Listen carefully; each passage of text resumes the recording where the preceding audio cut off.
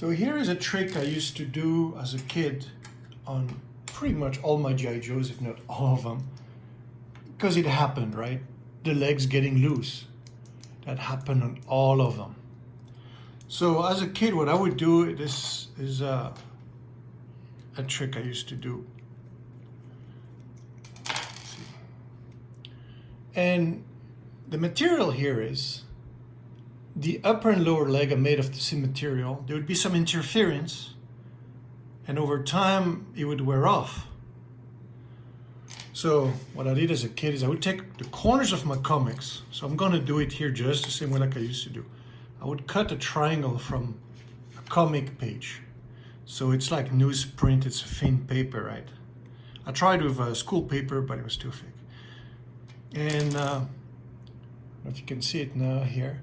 So I would put, let's see, so which side is it? Oh, this is the left leg, so I have to go on the right. So on the outside, I would put the triangle there. Then I press, there you go.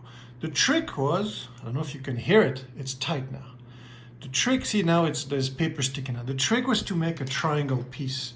So I'm not gonna cut on the table here, but by experiences, I would, ideally, I did not have X-Acto at the time, I would just use my hands, but the trick was to do a triangle, like a rectangle triangle like this. And the trick is that it has to be deep enough to go in the knee and stay there, but not too much that it protrudes and you can see it. So this was a trick. Let's see if I can do on another leg here that's loose. Who's got a loose leg here? All right, here, Cobra Soul, you're here. I think you're a black major, a red laser. It doesn't matter. I won't ask you for your papers. All right, so ooh, look at this loose knee right there, right? So, okay, so we got this guy. So I suspect that this paper I just did is too small, but I'm gonna try it nonetheless. So it's on the, okay, so I go on the inside, outside, sorry.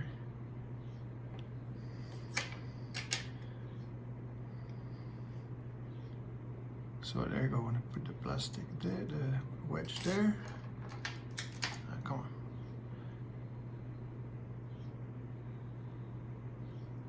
And then it's a fail. So this one is too loose, so we need thicker. So then I would go with thicker papers. Here I'm just gonna double it, because I'm lazy. But I was able to pretty much get the feel I wanted, not too tight, not too loose. Oh, there you go. So here, for example, there's too much sticking out, so I should cut that, right? Again, I did not have X-Acto at the time, but it's convenient. I had a Swiss knife, I think, a small Swiss knife, and it was sharpened. So you don't want to have the paper that's here has to be folded against, because this paper won't be able to go inside the hole. So there you go. And come here, yeah. There you go.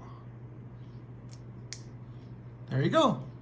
So I'm not looking for absolute stiffness, but just enough so you could pose it and hold the pose. If it's too stiff and it takes like 2 strong hands to bend it, as opposed to, you know, it's nice when you can just move it with the least amount of force. Makes the play easier. So there you go, folks. That was a trick, and I wanted to show you. This is a new Snake Eyes, but these legs here is all that I have left from my original toys as a kid, because everything got stolen, long story, but these legs survived because my Snake Eyes had a shattered torso, so it was just loose limbs that didn't get stolen. And then, I don't know, was it 30 years later or 40 years later, I don't know, I retrieved them, and to my surprise, I want to show you this. These are the vintage, see, this is the paper I put there when I was a kid, it's still there.